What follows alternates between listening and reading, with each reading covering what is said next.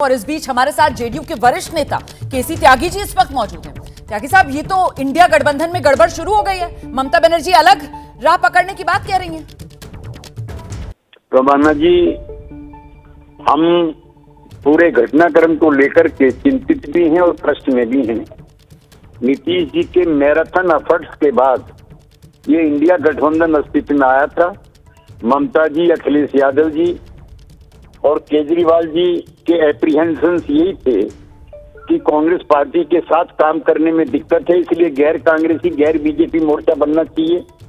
नीतीश कुमार जी के परसुएशन के बाद ये लोग पटना में आने के लिए तैयार हुए। हमें अफसोस है कि जो सहृदयता कांग्रेस को, जो बड़ा दल कांग्रेस को दिखाना चाहिए था, उसका कहीं न कहीं अभाव है। वो हरियाणा में, राजस्थान में, मध्य प्रदेश में, छत्तीसगढ़ में, कर्नाटका में, तेलंगाना में, हिमाचल प्रदेश में और उत्तराखंड में किसी पार्टी के साथ भी सीट शेयरिंग के लिए तैयार नहीं। पश्चिमी बंगाल में, तमिलनाडु में, बिहार में और उत्तर प्रदेश में उनको डिस्प्रपोर्शनेट सीटें चाहिए, जो विवाद का मुख्य कारण है। हमारा खड़गे जी से, राहुल जी से अनुग्रह है और हमारा उनसे आग्रह है कि तुरंत इसमें इंटरवीन करें, वरना नीतीश कुमार के प्रयासों से, मैराथन एफर्ट से बनाया हुआ गठबंधन आज संकट में हो जाएगा। तो सर, आपका अनुभव क्या कहता है? अगर कांग्रेस का रवैया यही रहता है, अगर बड़ा दल कांग्रेस पार्टी नहीं दिखाती है, तो फिर 24 में इंडिया गठबंधन का भविष्य क्या है? अब मैं उतना तो रोमाना जी फोरकास्ट नहीं करता, लेकिन ये कष्ट की घड़ी है और जो बड़ी पार्टी है उसको बड़ा दिल दिखाना चाहिए। नीतीश कुमार जी ने भी चिंताएं व्यक्त की थी पिछले दिनों कि गठबंधन का जो सीट शेयरिंग का काम है वो बहुत धीमी गति से चल रहा है।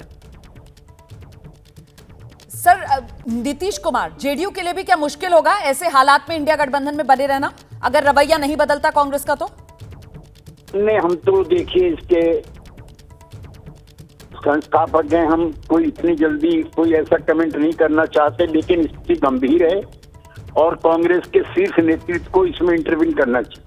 सर, वैसे ममता बनर्जी की अलग राह पकड़ना, क्या आपको ये ऐसा भी लगता है कि गठबंधन में पहले एक फॉल्ट लाइन थी जिसका ये नतीजा हो सकता था? क्योंकि बंगाल के अंदर तो लेफ्ट और ममता का साथ आना ये तो बिल्कुल नामुमकिन सा लग रहा था, और कांग्रेस से ज्यादा क्या आपको नहीं लगता ममता को टीस लेफ्ट को लेकर थी?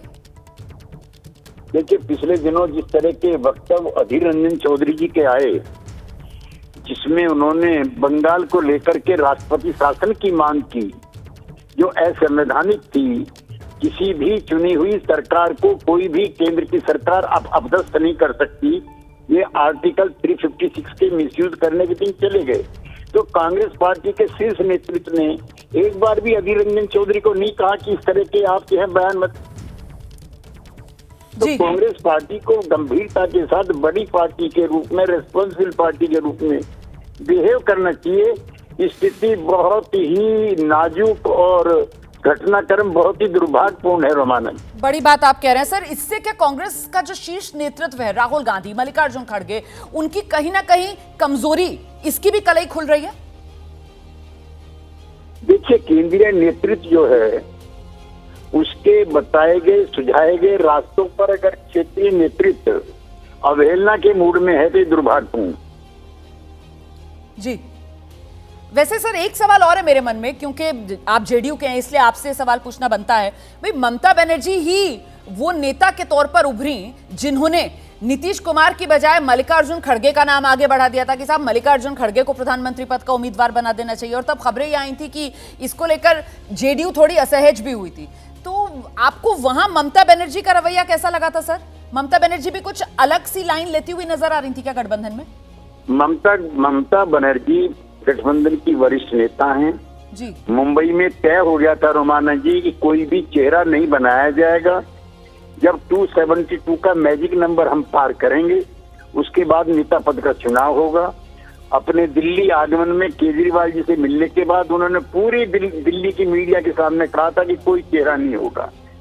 किन दबावों में, किन परिस्थितियों में, किन मिस्टीरियस परिस्थितियों में उन्होंने खड़गे जी का नाम लिया, ये हमारी समझ से बाहर है। लेकिन ये जो मुंबई में तय हुआ था, उसके विरुद्ध उनका आचरण था। बड़ी बात आप कह रहे हैं सर, बड़ी बात आप कह रहे हैं। मुझे ये बता दीजिए सर, अभी जिस मोड़ पर इंडिया गठबंधन पहुंच चुका है, यहां से आपको लगता है कि मनाया जा सकता है ममता बनर्जी को या नहीं, मुश्किल है अब? कुछ भी असंभव नहीं है। नीतीश कुमार जी ने नहीं मनाया था केजरीवाल जी को ठीक है, कांग्रेस के साथ बैठने के लिए। ठीक है, नीतीश कुमार जी ने नहीं मनाया था ममता बनर्जी को राहुल गांधी के साथ बैठने के लिए। ठीक है हमने तीसरे मोर्चे की संभावना को नहीं खत्म किया था। जी। कुछ संभव नहीं है, संभव है दिल को बड़ा करना। और जो खतरा है, जो ताकत है बीजेपी की, उसका सही आंकलन करना। सर संयोजक की भूमिका में आ क्यों नहीं जाते नीतीश कुमार? कांग्रेस तो पेशकश कर रही है, फिर ये जिम्मेदारी क्यों नहीं ले रहे नीतीश कुमार, जब वही सब हम संभाल तो सकते हैं? रोमाना जी हम तो इसके संस्थापक हैं। हाँ जी। संयोजक का पद छोटा पद है, अच्छा, हम तो निर्माता है इसके। तो आपको लगता है कि और बड़ी जिम्मेदारी, मतलब बड़े चेहरे के तौर पर नीतीश कुमार को प्रोजेक्ट किया जाए तो वो आगे आ सकते हैं? जी। मेरे शब्दों का ये आप अनर्थ क्यों निकाल रही हैं रोमाना जी? आप अर्थ बता दीजिए सर। माफ कीजिए, आप अर्थ बता दीजिए एक बार फिर से, आप अर्थ बता दीजिए सर। नहीं, हम तो चाहते हैं कि जिस तरह का पटना में जो स्पिरिट थी जी, उसमें तय हो गया था 400 कुछ सीटों पे इट विल बी 1 अगेंस्ट 1, और ऐसा जबरदस्त माहौल बना था बेंगलुरु के मुंबई के बाद कि बराबर की लड़ाई हो गई है। सही। जो आज कमजोर होती दिख रही है वो हमारा कष्ट। ये बड़ी बात आप कह रहे हैं सर। और अभी अभी आपने कहा कि किसी भी संभावना से इनकार नहीं किया जा सकता है, तो अब जिस तरीके का सम्मान मोदी सरकार की तरफ से जननायक कर्पूरी ठाकुर जी को दिया जा रहा है, उसके बाद एक संभावना ये भी जताई जा रही है कि जेडीयू नीतीश कुमार का एनडीए में घर वापसी का रास्ता भी तो आसान हो रहा है ना त्यागी जी?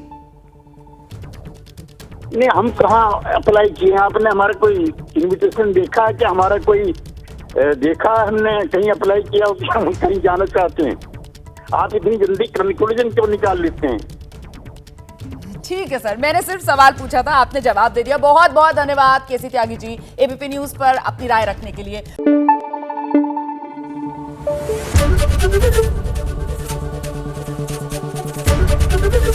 एबीपी न्यूज आपको रखे आगे।